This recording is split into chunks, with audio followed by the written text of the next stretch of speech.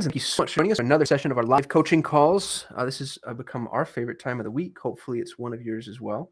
Joining me today, as always, is our community manager, Deneen. Hey, how are you, everyone? Deneen, thanks for being here. And you had some excitement this morning. You texted me saying the nanny didn't show up. Yeah, it was really, really weird. I didn't hear from her. I still haven't heard from her. So apparently I scared her off. So you might hear lie every once in a while. Right now he's smiling and just watching. So you get That's a baby input every once in a while on the Webmaster Console. awesome. Which is no big deal because we're all, I think, in that battle together. Right. Today, we're talking about one of my favorite topics. I think I'm probably the only one, but this is Google Webmaster Console. And it's super nerdy, but very important. This is Google's only direct line of feedback, or maybe not only, but definitely the best direct line of feedback as far as how your site is being seen by the world, how you're ranking, and how to improve that in various ways and instances. And we're going to dive in, I think, pretty deep, actually. So getting granular, and Deneen, please do me a favor and maybe spot check how I'm explaining some of this because it can get a little heady, and I don't want to go full blown super nerd. I'll keep you in check. Don't worry. Okay, so this used to be called Google Webmaster Tools. So for anybody who's used Google Webmaster Tools before, they're not calling it Google Search Console. They're the exact same thing. They're technically interchangeable. You'll probably hear me slip back and forth between the two just because I'm so used to Google Webmaster Tools. But this is a data and analytics tool that allows you to see the health of your site as is publicly visible according to Google. And in a lot of ways, this is a lot like Google Analytics. Think of Google Analytics as the back end of your site, the visibility within your website. And Google Search Console is the front end of your site. This is the visibility outside of your site. So they work hand in hand. Between the two, Google Analytics, I think, is more important. And so if you only have time for one, focus on Google Analytics. The benefit you have is they play very nicely together and they actually share information back and forth. If you're looking to be found on Google, if you've ever gone to a Google search and searched for Montessori school near me and you're not showing up and you want to improve that, Google Search Console is where to start. So if you ever decide you're going to do search engine optimization, or if you ever hire somebody to do it for you, Google Search Console is an absolute must and prerequisite. This is actually a really good way of seeing if the company you're hiring to do search engine optimization is worth anything, because so many SEO companies never take the time to install Google Search Console, which is really sad and kind of funny all at the same time. So if somebody's doing SEO for you, ask them about Search Console, and if they don't have it installed and don't have it verified, then you know that you need to fire them yesterday. So that's the kind of the long and short of Search Console. If you have any questions as I go through this, please don't hesitate to drop them into chat. And I'd love to even maybe work on implementation steps with everyone too. Yeah. Hey, Kasim, would you be able to at some point, and maybe I'll do it later, but just bring up your browser and kind of show and navigate through what we're talking about? Yeah, absolutely. I have an application here that I plan on going through. It's not a Montessori school, and the reason I'm doing that, it's by intention. I want people to see what it looks like when we have a lot of data.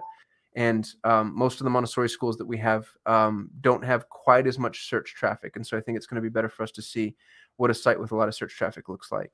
That sounds good. And let me just make sure that's ready to query. Oops. Got it.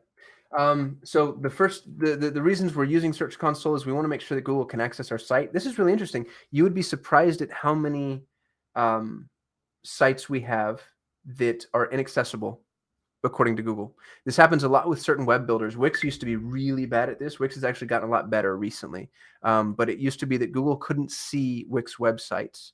A lot of that was because they were Flash-based. So Search Console will let you know what's visible, and if you're having any visibility issues. Anytime you have new content, if you want to submit to Google to be crawled again, you can do that via Search Console. And you can also get data about your organic traffic. And per Deneen's request, I'm actually going to go over that now. This is what Search Console looks like. So when you're logged into Search Console, you'll see your domain name there in the top left-hand corner. And this is an application that they're a client of ours. And it's actually what Needle Marketing is built on top of. and you can see the total number of clicks that they're receiving. This is all, according to Google, this is all organic traffic. And so this is the visibility that these people have is yielding this traffic. And so you can see on a day-by-day basis how many clicks they're getting. And this is a really important thing for you to monitor as a Montessori school, specifically the trends. What you'll see with this application is it looks like every Friday their clicks drop and then peak. And then the rest of the week kind of has a slow decline, and then sort of a repeated pattern here. Now, I don't know why this is. It's really interesting.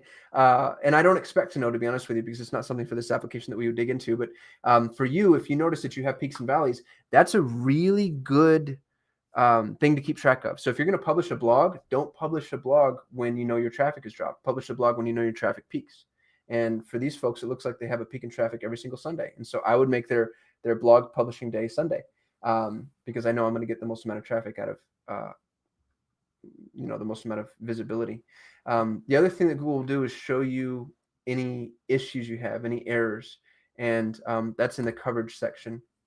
There are no errors to report with this site, but if you do see an error, this is a great opportunity to improve the way Google engages with your site. So you'll see things like 404 errors means that people are going to pages that no longer exist.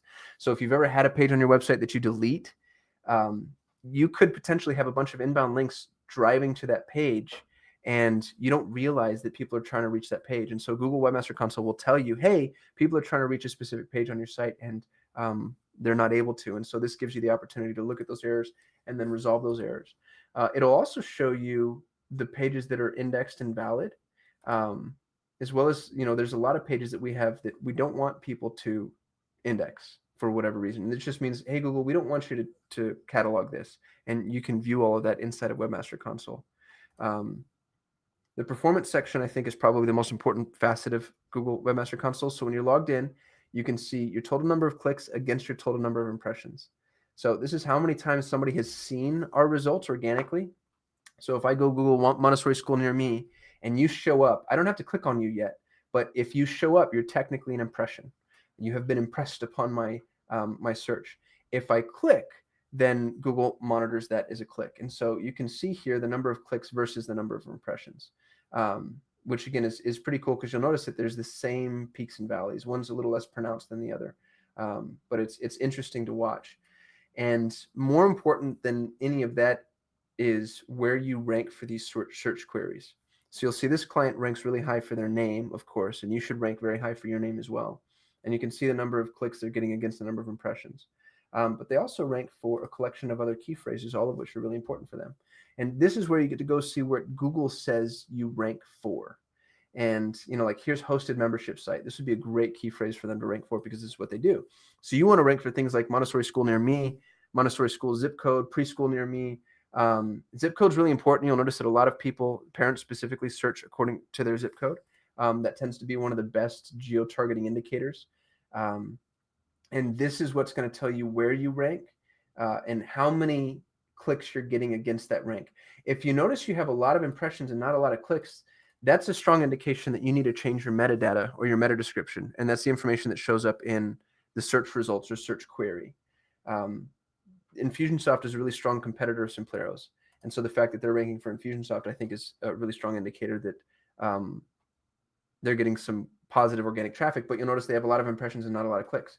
That means that whatever they're saying in their meta description isn't yet compelling enough for somebody to click through. And I'll show you what I mean by meta description. So if I search for a Montessori school near me, when you look at the organic results, this text is often the meta description. Sometimes Google pulls this directly from your page too, but more often than that, you're going to see that this is where my kid goes. You're going to see that Google's pulling from your meta description. You can customize your meta description inside of your content management system. So if you're using WordPress, this is very easy to do. If you're using Squarespace or Wix, it's relatively easy to do. And some other applications make it a little more difficult. But if you see that you have a lot of impressions and not a lot of clicks, the very first thing I would do is I would play with your page title, because that's the first thing that people see. And I would modify your meta description to make it more compelling. Because the question you're asking yourself is, hey, how come when people see us in the search results, they're not clicking through? What's really interesting about Google search results is it's very chicken and egg. Google will send you more traffic if it sees that the traffic that's landing on your page is engaging, which is awesome. But it's not going to send you that traffic if the traffic isn't engaging. So every impression that you get that doesn't result in a click is an indication to Google that you weren't relevant to that impression. Now, they're pretty forgiving because they don't expect you to get 100% of all impressions, but they do expect you to get some of them. And if people aren't clicking through to your site, you won't rank for very long. So this is something to pay a lot of attention to. And just to go back and kind of rehash what we're talking about, this is the query. This is what somebody's searching for specifically. This is the number of clicks. This is the number of clicks that you've received against that query. And this is the number of times that you've received an impression. So people have seen this query almost 16,000 times. Of that 16,000, they've clicked through about 13,000. This is really high and only to be expected if it's a branded query. So if this is your school name, if your Cosmos Montessori School, you have to imagine that when somebody's searching for Cosmos Montessori School, they're going to click through most of the time. But if you look for non-branded impressions, things like Infusionsoft, here's a competitor, they've been seen 4,000 times and only clicked through 3 times, which makes sense because people are probably searching for Infusionsoft. This is probably the best example of a high commercial intent key phrase that's not branded. So people are looking for hosted membership platform. This would be the equivalent of somebody looking for a Montessori school near me. They've been impressed 17 times and clicked through 3. So 3 of 17 gives us an 18% conversion rate, which is pretty good. This is a positive indicator of relevance. So if you've been impressed 17 times and you have 0 click through, then you want to look at, again, you're going to look at your page title first, and then you're going to look at your meta description second. And I would make sure that both of those are very strong. And I'm going to pick on Mission Montessori Schools. This isn't what I would consider to be a very strong page title. Mission Montessori Schools, the brand is great, but it already shows up in the URL. And then Charter Schools Scottsdale, I just don't think that's enough to push us through. I think that you can add really specific qualifiers and value propositions inside of your page title. I think their meta description is much better. Mission Montessori is one of the best charter schools in Scottsdale. We are so proud to announce that we are the 2015 Charter School of the Year in Arizona. That to me is compelling. I'd click through on that, but I think that they could afford to improve their page title. As a matter of fact, I'd put that here, 2015 Charter School, Arizona AZ 2015 Charter School of the Year. Is something that just has a stronger call to action or stronger value proposition. Rainbow Montessori School did an okay job here. I like that they've got their name, their geo-target, and then they've got the beginning of a value proposition. The problem with this one is it's too long.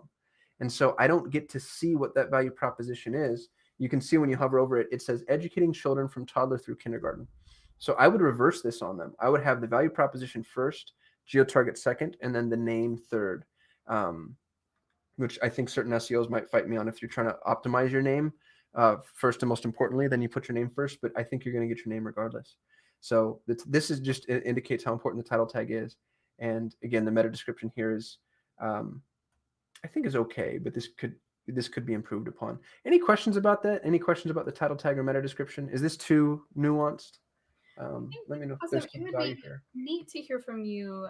Just kind of how do our members make this work for them, and then what they can do to improve so they're ranking better. Will you ask that question again, Denise? I'm sorry. Yeah, what are your tips for our members to see if what they're doing can help them rank better and be more visible in the console? Sure. So that's a great question. One of the things that's interesting about this is it's a self-fulfilling prophecy. You don't want to optimize against the phrases that you're ranking for necessarily. You want to optimize against the phrases that have the most traffic, and you don't always necessarily know what that is. So when you hop into Google Search Console, this is only going to show you the phrases that you're already ranking for, which might not be the most valuable phrases. So let's say that you're ranking for Spanish Immersion Montessori School, for example. There might be 5 clicks a month to that key phrase. What you really want to do is start looking for the key phrases that have the most available traffic. And that can be difficult to determine or ascertain. But I can tell you from experience that Montessori school near me is a really important one. Montessori school and then your zip code is a really important one. So let's first and foremost go after the phrases that we think are going to be the most important. So if I were Rainbow Montessori School, I would want to rank for Montessori School 85254, Montessori School Scottsdale, Montessori School near me. What's interesting about Google Search Console is it's going to give you contextual rankings. And contextual rankings mean it'll give you rankings based off of when Google thinks you're contextually appropriate. So if somebody's in Peoria, Arizona, which is a city that's 20 minutes away from Scottsdale, you're not going to rank for Montessori school near me, obviously. So the very first thing I would do is I would take a look at what key phrases that you want to rank for, and then start paying really close attention to those key phrases. And optimizing specifically for those phrases. You're going to want one page on your site for every specific phrase. So if you want a Montessori school near me ranking, a pro tip here is to have a Montessori school near me page. So I would actually have RainbowMontessoriAZ.com/Montessori near me. And I might even throw in Scottsdale. I could even be super tricky and do Scottsdale 5254. Now, this isn't something that Nito does. We don't offer SEO services because it's so tedious, to be frank, and there's just not enough time in the day. But if you wanted to do this yourself, you could go through and create a custom page for every single specific phrase that you want to rank for. So if you wanted to rank for Spanish immersion, then you do RainbowMontessoriAZ.com/Spanish immersion Montessori. And so on and so forth. There are 5 really important on-site ranking factors. There's your title tag, which is what shows up when I hover here. There's your SEO-friendly URL.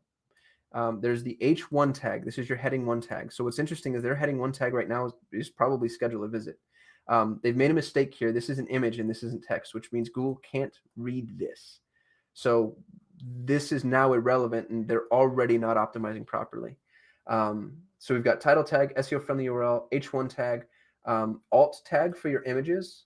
So if I right click on this image, and actually I can't right click, so this is another mistake, but you want the alt tag, which you can define in your CMS, to say something to the effect of, Montessori school near me 85254. And then the very last one is meta description, which we just talked about. And so if I inspect element, I don't know why it's not letting me inspect element. Darn it. There's something funky going on with that site. But I'm going to pick on myself here because I bet you this isn't set up very well.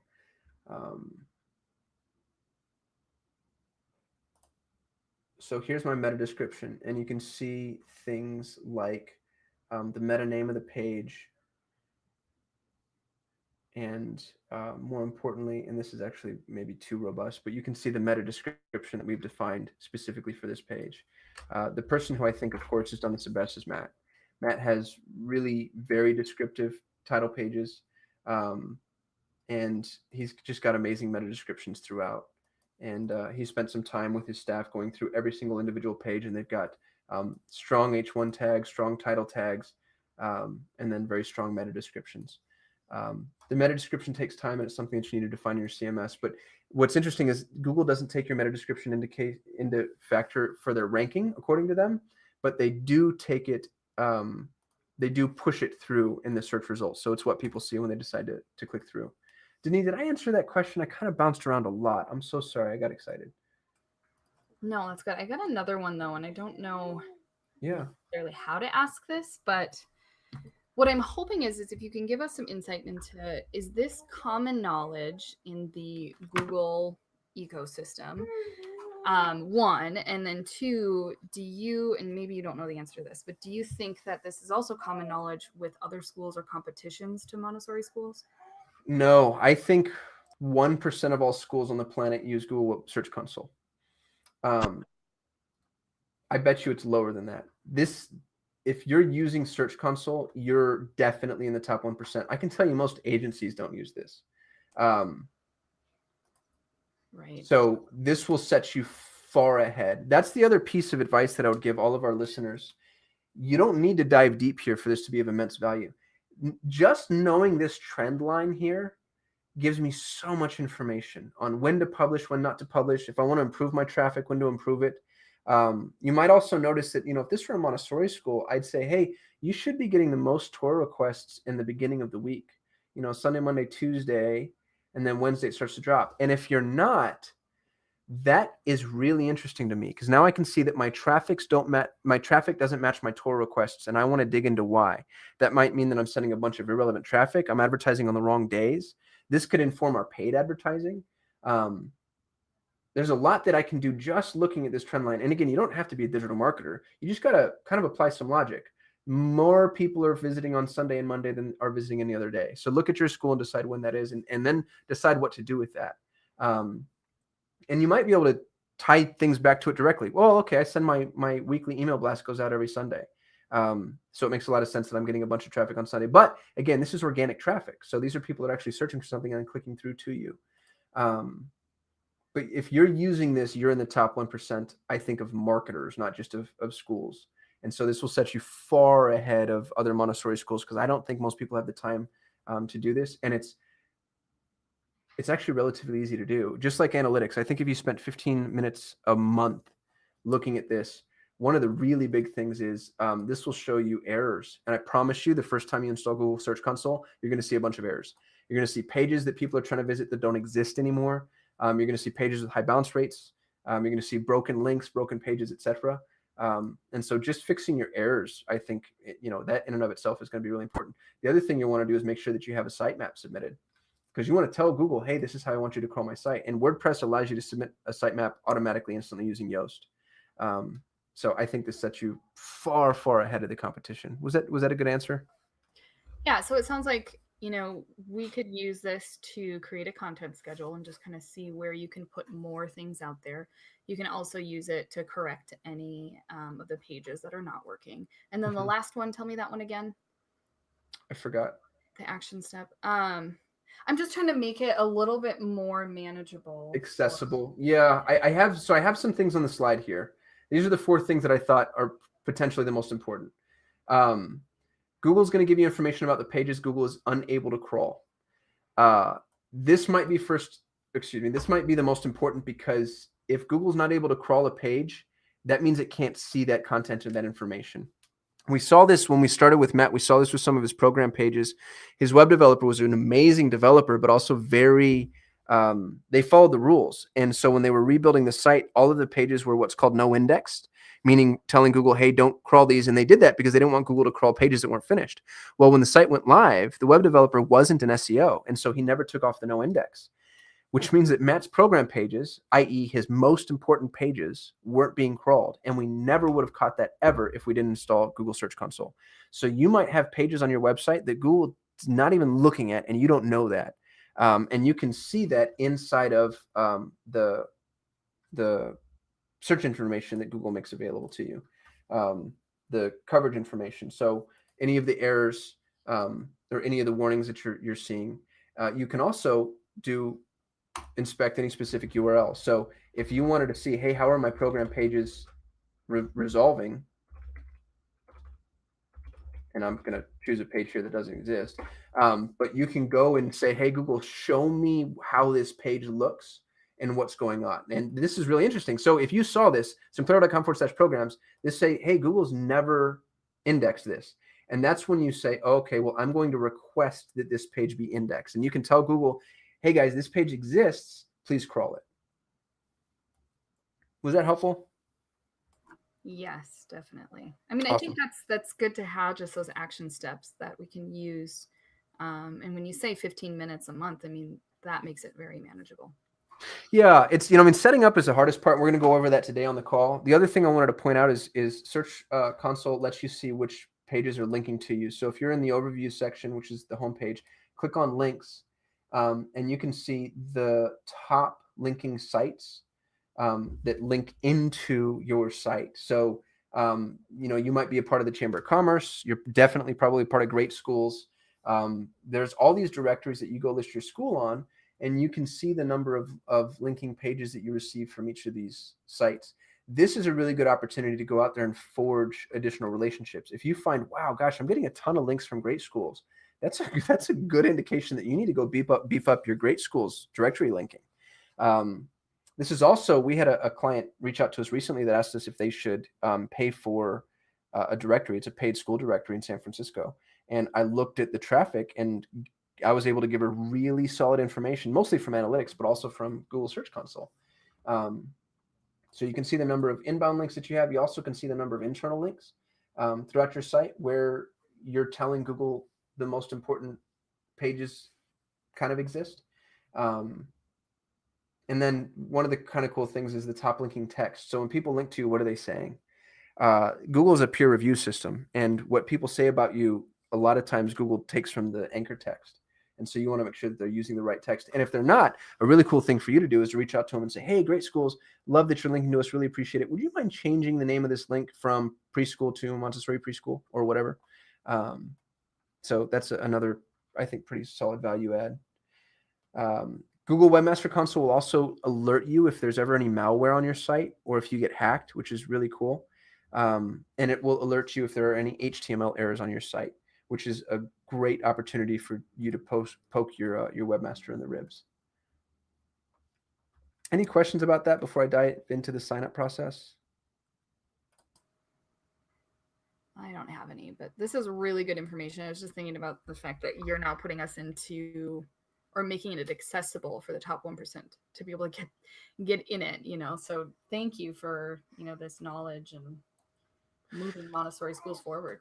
Yeah, this is one of the things that scares me because I want to ride the line appropriately between really empowering our members and also not scaring them.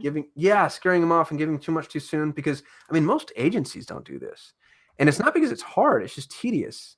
And I bet you there are elements like that inside of the world of Montessori. I bet you there's best practices in Montessori where they say, "Hey, you have to sharpen the pencil at this angle for this reason," and people ignore it, but when they don't, there's a bunch of value to be had. And that's a bad example, but you know what I'm saying. Do we have a course on this? Gosh, what a great question. I bet you we do, because we have courses on everything. This would be a good one. That we can always reference back to. I mean, we can also use this coaching call, but I think it would be neat to have a course. We do not have a course on Search Console.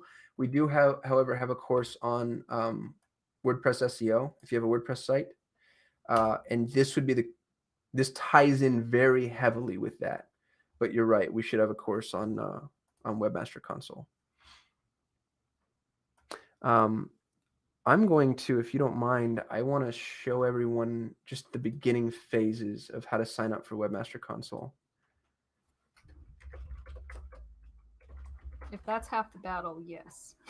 Yeah, so the very first thing you're going to do is go to, you just search for Google Webmaster Tools, Google Search Console, but you're going to find google.com/webmasters, which is where you want to be. And it's a free tool that Google makes available to us, which is awesome. When you're ready, and I'll go back and just walk through this. When you're here, click on Search Console. And it's going to say, hey, what site do you want to submit to Google? Now, this is where we're already going to get into a situation where we can get people in trouble. The first thing you need to know is your site HTTP or HTTPS? And there's a massive difference. HTTPS means that you have an SSL certificate installed. So the way to know that is just to go to your site. And when you go to your site, you'll notice that Bergamo is HTTPS because he does have an SSL certificate installed. Pro tip, if you don't have an SSL certificate, you need to get one. Most browsers will tell you if somebody doesn't have an SSL certificate, and they'll tell you that this site is not secure. Now, Matt has a valid certificate. The reason this browser is saying that this site is not fully secure is because we've got some pop-ups, and the pop-ups aren't fully secure. But that's perfectly fine because you can still see the HTTPS. So now that this is HTTPS, the other thing you need to know is your site resolving with www or without www? What's really interesting about Google is those two URLs are technically different URLs. So www.bergamoschools.com is a different website. It's a different URL than bergamoschools.com.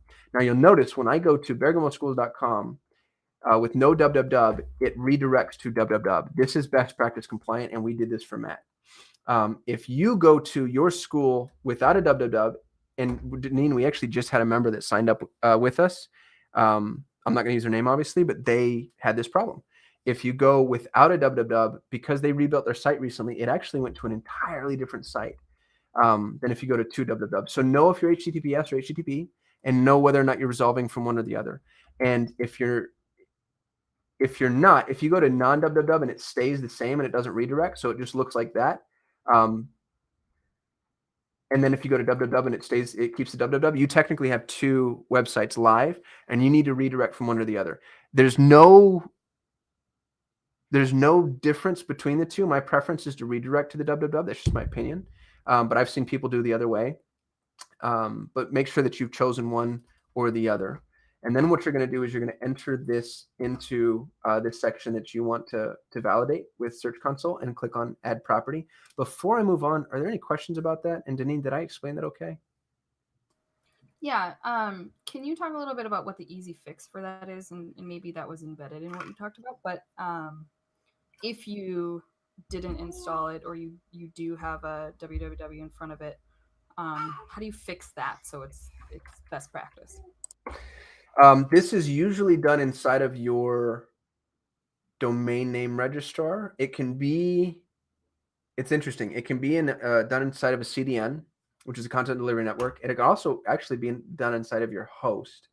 The short version of the long story, though, is you need your webmaster to do this. I don't think there's a very easy way to do like the DIY, because it's not just about redirecting. It's also about making sure that you apply the permanent redirect and you do it across the board for every page.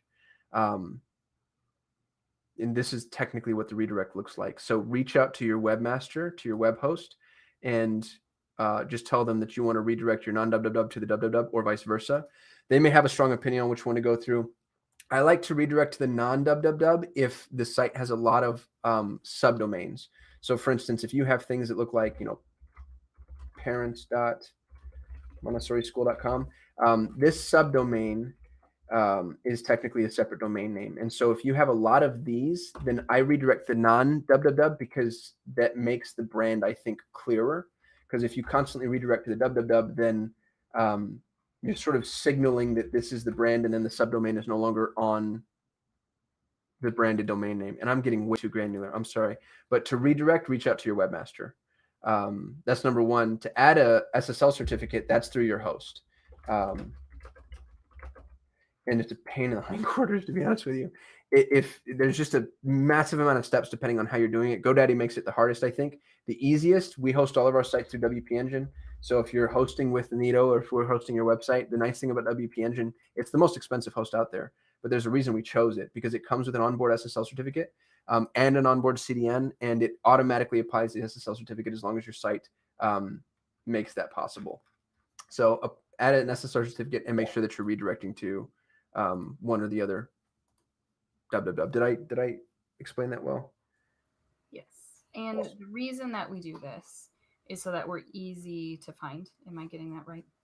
Yes. Well, not just easy to find, but easy to index. Because if you don't have a redirect in place, you are now technically hosting two different domain names in the eyes of Google. www.bergamoschools.com is a different domain name than bergamoschools.com. And if you don't have a permanent redirect in place, then Google can potentially index both of them, which gets to be problematic if you have people that are, linking to one or the other or both. It dilutes your online viewing and relevance and efficacy. So you want a permanent redirect in place. Right. So then the data actually supports clearly what you're searchable for. That's exactly right. Yeah. I mean, you could be splitting all of your information in half. Right. Which then will affect, if you're running Google ad campaigns, right? Correct. Like that. Yeah. Okay, cool. When you're ready to add the property, click on Add Property. Now it's going to try to verify that I own this site. And this looks way scarier than it is. And I promise it's actually really easy. The easiest way to do this is to go through your domain name provider. For most of us, that's going to be GoDaddy. But what you can do is you can just go to your domain name provider, and it's asking me to log in right now, which I'm not going to do because this domain isn't actually owned in this account. But if you go through your domain name provider, you can tell Google, hey, yes, I own this domain name, and I can do that through my domain name provider. If for whatever reason that's not possible, there's a couple of ways to go about this. You can download an HTML file and then install that file on the site. This is probably something you're going to need your webmaster's help with. But it takes a matter of seconds. This really infuriates me. I've seen this happen a couple of times. Don't let anybody tell you this is harder than it is, or it's going to be, multiple hours worth of work or not possible. Downloading an HTML file and then installing it on the root of a site is probably 120 seconds worth of work once I'm logged in. The hardest part about this is just figuring out how to log into your host. So this shouldn't be hard at all. Once this is downloaded, then I click verify and Google goes and says, okay, is this file actually on this domain? And if it is, then great. You can add a tag in the head section. If you have access to your WordPress website's admin panel, this might be pretty easy for you to do. This one scares me a little bit because anytime you're adding tags to your source code, you can kind of get yourself into some trouble depending on where you put it and how it's positioned. So I'd rely on your webmaster for that. If you have Google Analytics, hopefully you're already logged in. Actually, what you might notice is if you already have Google Analytics, you can just click on verify inside of Google Analytics, and it will launch Google Analytics or Google Tag Manager and verify that on your behalf. But each one of these verification processes only takes a matter of seconds once the tag is installed. And when you're done with the verification process, it will automatically log you into Search Console. So that step that I just walked you through, when you're done, it will bring you here. And you'll now be able to see the overview of your entire site. It'll take some time to crawl. The coverage of your entire site. You'll notice, by the way, that we just rebuilt Simpliero's website. And after the rebuild, they had way more valid pages because we resubmitted and I think did a much better job. You'll be able to see your site's performance. Google Search Console used to show rankings. It pulled rankings recently in the last 60 days, actually, and I think they're bringing it back. But you'll be able to see performance by pages, performance by geography, performance by device, which is pretty cool. And then the way that you're appearing in search results, which here's probably not quite that relevant, but will be more relevant once they took away some of our features, and I think they're going to be able to add them back. You can inspect individual pages. I would look at your program pages. The most trafficked pages for a Montessori website in our experience are your homepage, of course, your About Us page, and then your program pages. So those are the pages that I would inspect and see if there are any issues. Make sure that you have a sitemap submitted. Look at your mobile usability. It's going to tell you if you have any errors with mobile. Look at your links, and I don't think there's much to do in the way of settings. Again, this is 15 minutes. You just want to make sure there's no red. If you scroll through each one of these things and make sure that you're not looking at any red inside of your usability or your coverage, you should be good to go. And I sort of abandoned my slide deck, and I wish I didn't do that because I think there's more that I wanted to say. Sorry. Your sitemap you can submit through WordPress if you have it. It's very easy to do if you have Yoast. If you don't have WordPress, I don't know how to do this in Squarespace or Wix. I don't think it's easy, but that's something to reach out to their support team for. We have a lot of members on those two platforms. Your robot.txt file is a little less important, but this is what tells Google what pages you want to see in what order. And again, this is really easy to do through Yoast. And then analyze your performance over time. We went through a lot of this. I'm kind of skipped steps, but you can see the clicks, impressions, the click-through rate, your average position. This was taken down by Google recently, so we weren't able to see that as an example, but I think they're bringing it back. And then the devices that are engaging with your application. You can fix 404 pages. 404 pages are pages that are dead. So for instance, if your page used to be, Montessori.com/about, and for whatever reason you changed it to Montessori.com/about-us, the /about is now dead. And if you had a bunch of things linking over to about, you might have a bunch of dead traffic that you don't even realize is no longer resolving. Monitor errors, analyze external links. This lets you know who's talking about you. And that's Webmaster Console in a nutshell. I know there's a lot there. I'd be interested in everybody's feedback. How helpful was that? Do you plan on doing it? Do you have any questions for me? All that good stuff. Is anybody using Webmaster Console and then has a pro tip that I didn't go over? I'd love to hear that too. Deneen, any questions for me? It'd be interesting to do that with Nito's site. I'd be curious about that. We have Nito's site in Webmaster Console. I didn't want to pull it up because there are a ton of referring links from some of our members, and I don't have everybody's permission to expose them. But yes, you're absolutely right. I think we should, and honestly, we don't pay as much attention to it as we should. So there's a cobbler shoe situation going on for us. Christy just asked, could you share the second to last slide, one that had clicks, impressions, click-through rate? Yes, ma'am. So click shows the number of people that are clicking through. And remember, these are only from organic searches. So it's not going to show referrals or paid, it's going to show people that are finding you organically on Google. It also won't show things like Bing or Yahoo. Impressions count the number of times somebody has seen your results. What's really interesting about impressions is even if they don't scroll down the page. So right now, every single search result on this page now counts as an impression. If I never scroll down, the private school review would still count as having had an impression, which is a little unfair in some ways, and interesting in others. So just because you have an impression doesn't mean that you've actually been seen. It just means that somebody has, you've landed on their page. The click-through rate shows the difference between the clicks and impressions. Google just rebranded their entire search console, by the way, in the last month or two. They've made massive changes.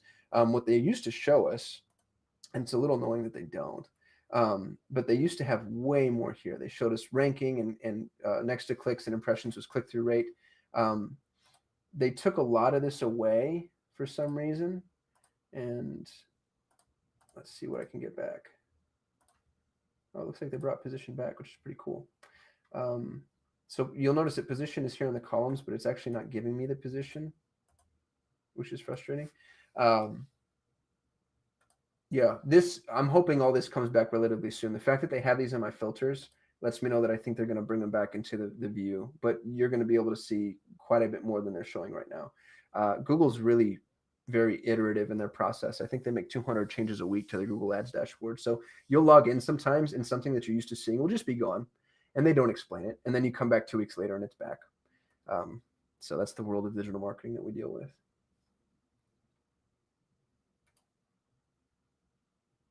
Any other questions for me? Jade's got one. So how do we improve our position in the search results? We have a paid Google ad, but still come up on the second search page.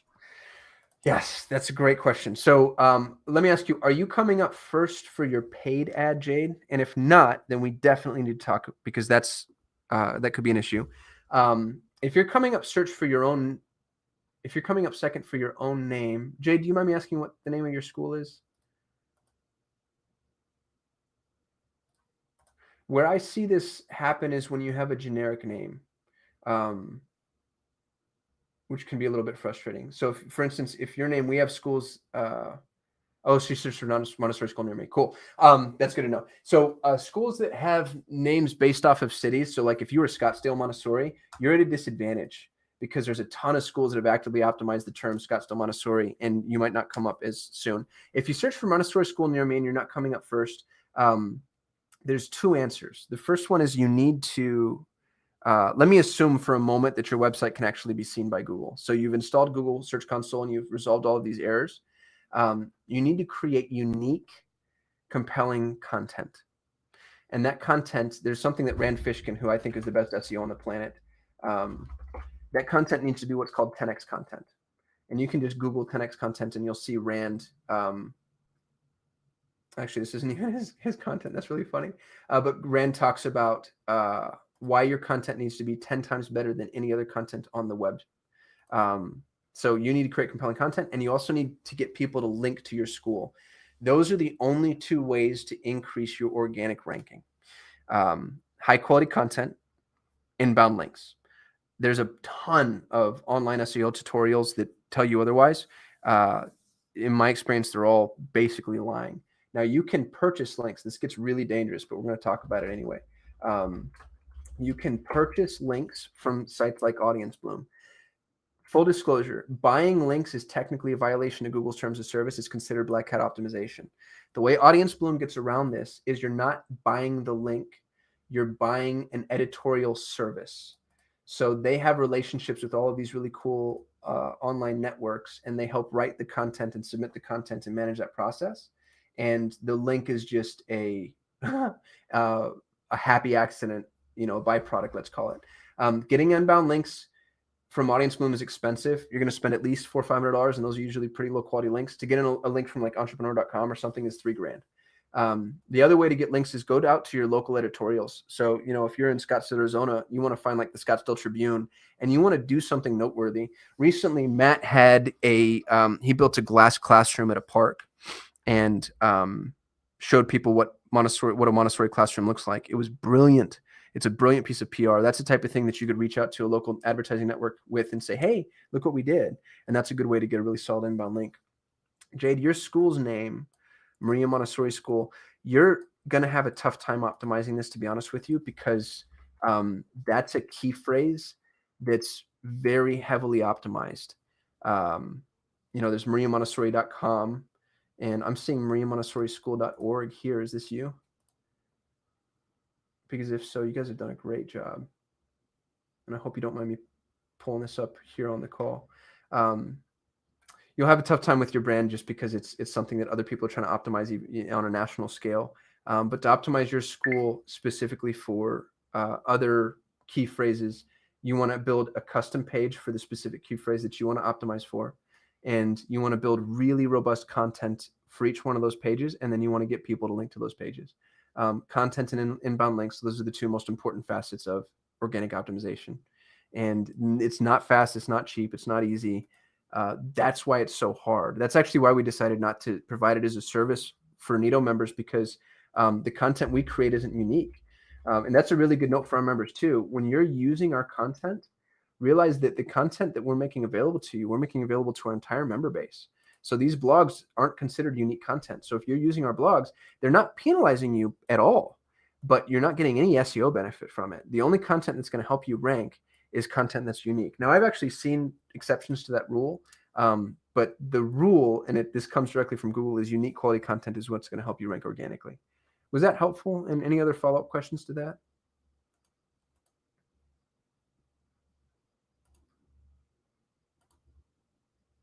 One point I do want to make is ranking in the local pack is a lot different than ranking organically. This is the generic organic search ranks, and the local pack, this is far more contextual.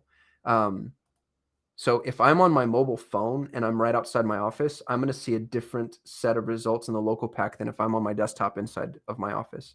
This will change on an ongoing basis. Christy Yang asks, what's an inbound link? Great question, Christy. Sorry, I make a lot of assumptions. So we'll go to great schools. If I can get great schools, let's say Mission. So here's Mission Montessori.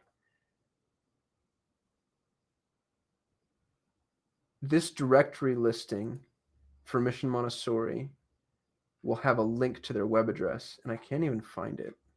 Good job, great schools.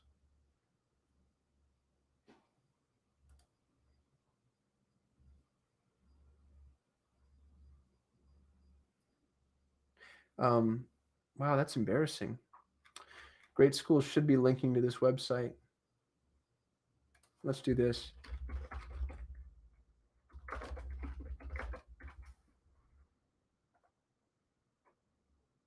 So here's my agency, and we're talking about how to market Montessori schools. If I link to Neato, this link would be considered an inbound link for Neato marketing. So what I would want to do for Neato marketing is I'd want to go to Solutions 8 and say, hey, would you guys mind linking to me? I think I'm appropriate for this. The best and easiest way to do that is local news organizations. What's really interesting and kind of fun for us is your local news organizations, they're dying for content. Really, honestly, truly. I know a ton of people that are writers, some paid, some volunteer, for a lot of local news media, and they're constantly having to go out there and pound the pavement looking for really compelling news stories. If you can give them a really compelling news story, something fun and awesome that your school is doing, they'll write about you. And when they write about you, they'll link to you. And that link to your website is considered an inbound link. The rule for inbound links is you want them to link to a specific page, ideally, instead of just your homepage. So, if you have a schedule a tour page, get them to link to that. Get them to link to something that's relevant to the article. And you also want the anchor text to be descriptive. So right now, this anchor text just says planning. So if I link that to something, I'm telling Google that this is just a page about planning. But if the anchor text said, a Montessori school in Scottsdale, Arizona, and that linked over to your Montessori school in Scottsdale, Arizona, that inbound link would be highly relevant and would help you rank for the key phrase Montessori school in Scottsdale, Arizona. Was that helpful? Did I answer your question appropriately?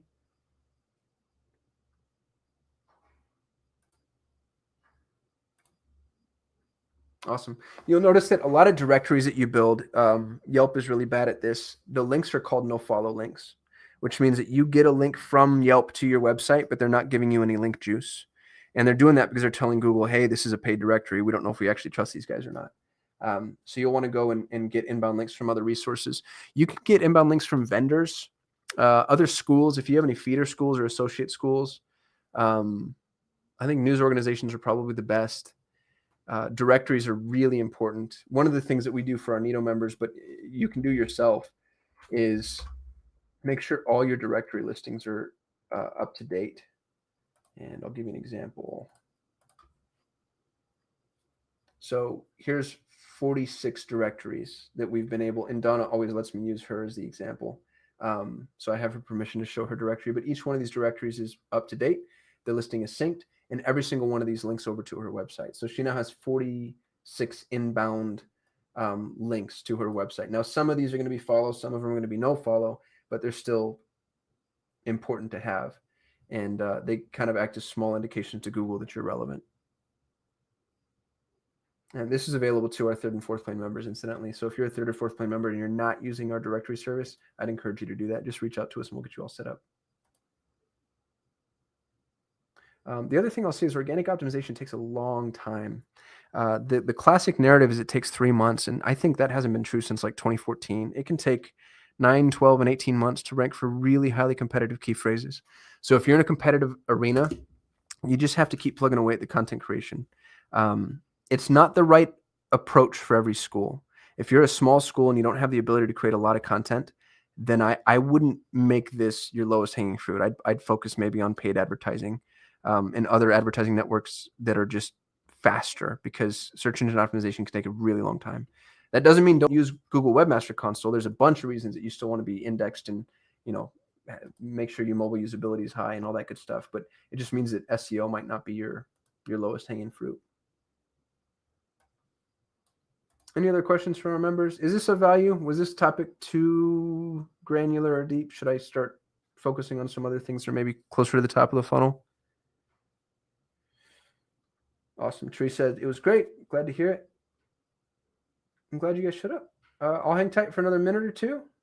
Thanks, Jade. Thanks, Melissa. Okay, so it sounds like this is good stuff. I'm glad to hear it. I get a little, I think insecure is probably the right word, but I just want to make sure that we're providing the right type of value the right way. Well, and I keep using this phrase, but I think you are creating a new frontier, in this, and we're very appreciative of that. So Yeah. while you're doing that, obviously, like, it's a little bit scary, because then you're kind of like, I don't really know if this is right. So far, so good. It's working.